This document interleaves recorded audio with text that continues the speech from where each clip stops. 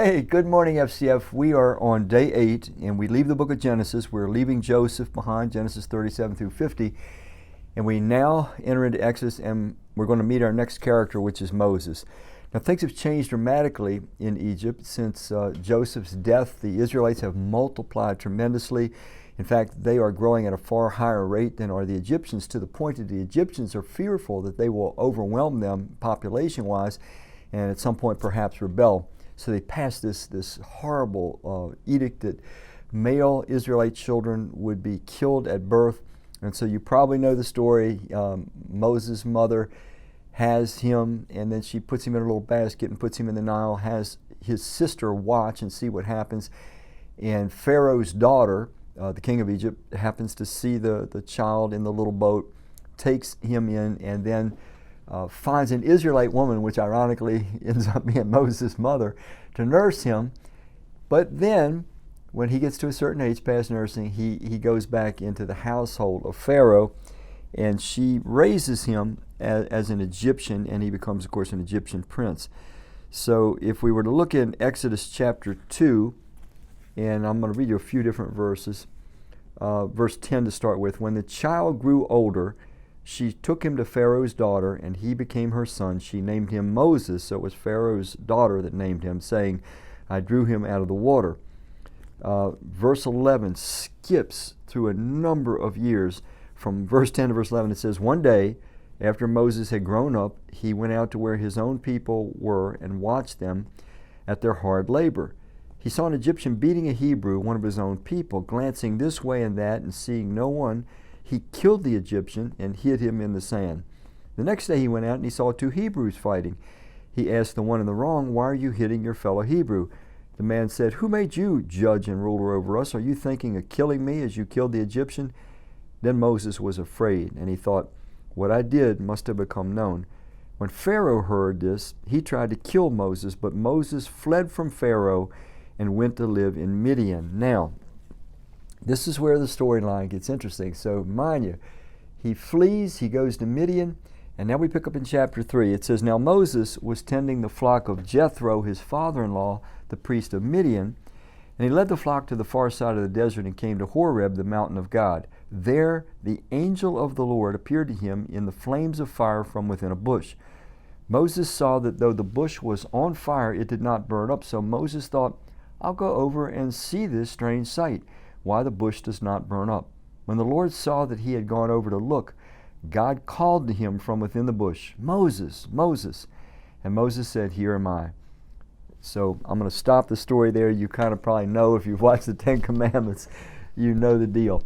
It's at this point that the Lord asks Moses to go back to Egypt, the place where he was wanted as a fugitive, to go back there, and that God is going to use Moses to bring all of the Israelites out of Egypt, which turns out to be around 3 million people by this time. Now here's the interesting thing. We're not given timelines in Exodus chapter 2, for example, when Moses is a baby to the point where he's brought into Pharaoh's court with Pharaoh's daughter, but then we read the very next verse, he's grown up. So we don't know how old he is when the incident occurs where he kills the Egyptian.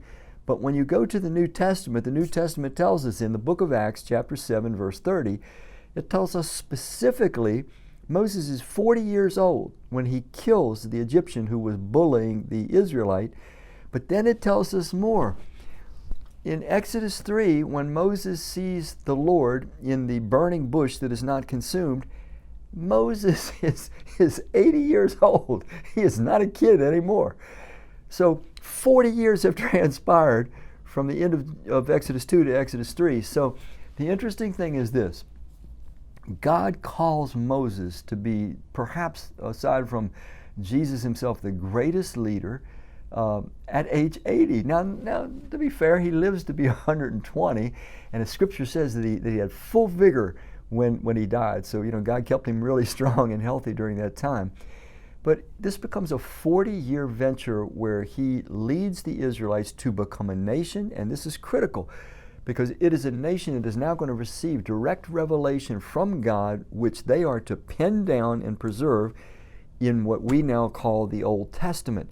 And that is the start of our Bible, of the written Bible. But it all starts with Moses, who God uses to form this nation that God is going to reveal himself to and then reveal himself through them to the rest of the world. And of course it culminates in the final full revelation of God in the person of Jesus. But it kind of all starts with Moses. By the way, a little interesting point.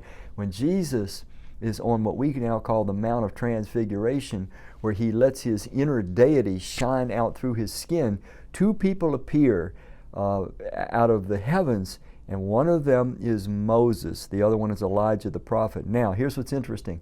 When they appear with Jesus, Moses would have been by that time 1,500 years old, okay? And Elijah would have been about 800 years old, and yet they're both very much alive, very much full of vigor. So Moses has a key role all through history of God's redemptive program, right down to where Jesus is preparing to go to the cross. There's Moses. So he's been active in heaven. We don't know how much they know up there, but we know that Moses was certainly kept in the loop for sure, as was Elijah the prophet. Well, as we close out this session of big events in the Old Testament, mostly in Genesis and a little bit in Exodus, I hope that these events will have a whole new meaning to you. And I look forward to starting a new 8-day journey with you soon. Thank you.